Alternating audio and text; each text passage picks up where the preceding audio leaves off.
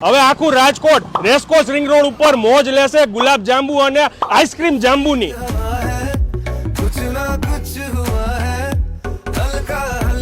Regular જાંબુ સાદા, આપણા કાળા જાંબુ છે, આપણા મિની જાંબુ છે, પંચરત્ન હલવામાં કે મિક્સ વપરાય છે તે, અને પિસ્તા જાંબુ।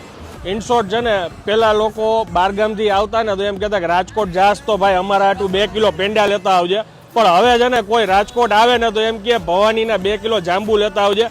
ઈ લેવલ ઉપર રાજકોટના જાંબુ ફેમસ થઈ ગયા છે। આનંદભાઈ, આપણે ડેઝર્ટ તરીકે જાંબુ તો લાઈવ ગરમ આપણે રાજકોટમાં આપીએ જ છીએ, પણ હવે બીજી 2 વસ્તુ ડેઝર્ટ તરીકે આપણે એડ કરીએ છીએ। એક છે પિસ્તા જાંબુ લાઈવ આઈસ્ક્રીમ સાથે, અને બીજા છે ચોકલેટ જાંબુ કુલ બ્રાઉની, એ પણ આઈસ્ક્રીમ સાથે।